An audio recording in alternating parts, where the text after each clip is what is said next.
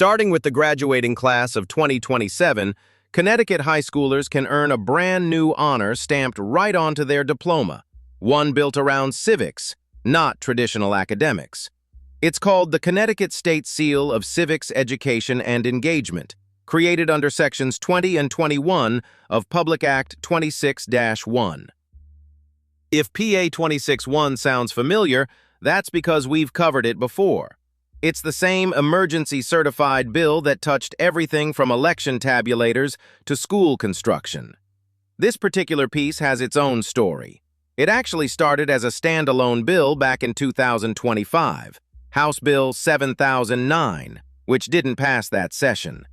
In 2026, lawmakers folded it into the larger PA 26-1 package instead, and this time, it made it across the finish line.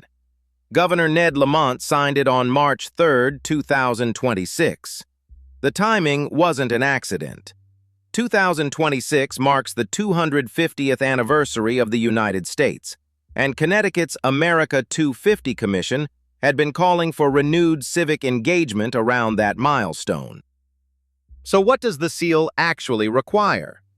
The State Department of Education had to set specific criteria for who qualifies.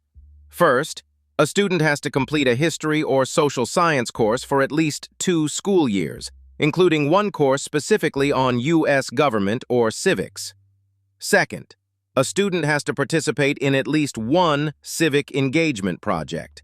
That could mean community service, student government, an internship with an elected official, or involvement in a civic organization.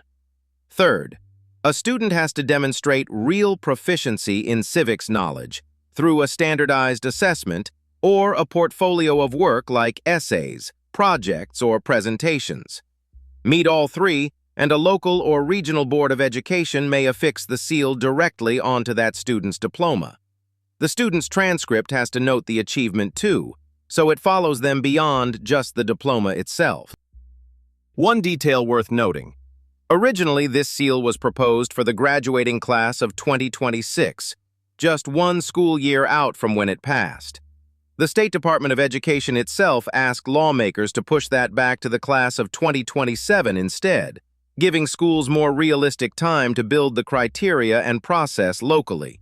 That change made it into the final law. Also worth noting, the statute uses the word may, not must. Awarding the seal is optional for each local or regional board of education, not a statewide mandate. That means whether this seal actually shows up on diplomas will vary district by district, at least at first. One of the bill's lead sponsors described the goal as promoting what he calls reflective patriotism, real appreciation for democratic institutions paired with a clear-eyed commitment to living up to their ideals. The bill's sponsors have argued the seal is designed to sidestep national culture war debates around civics. Instead, they say, it focuses on practical things, shared decision-making, local problem-solving, and simply being a good neighbor and community member. This isn't a uniquely Connecticut idea either. Several other states already run similar civic seal programs, often in partnership with their Secretary of State's office. Connecticut's own Secretary of State already runs a related but separate initiative, the Red, White, and Blue Schools Program, recognizing schools that excel in civic education. The new diploma seal adds an individual student layer to that broader civic education push. For students, the incentive is straightforward, a formal state-recognized credential showing real civic engagement beyond a passing grade in a class. For colleges or employers down the road, it's a tangible signal, something to point to beyond a standard transcript. Whether it meaningfully increases civic participation among young people or ends up as a credential most students skip will likely take a few graduating classes to see. Starting with the class of 2027, Connecticut school boards may award the State Seal of Civics Education and Engagement to students who complete civics coursework, a civic engagement project, and demonstrate real proficiency, all under Sections 20 and 21 of Public Act 26-1.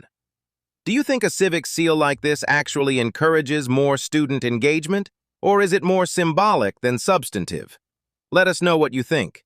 And if you learned something new, hit like and subscribe for more breakdowns of the laws shaping Connecticut.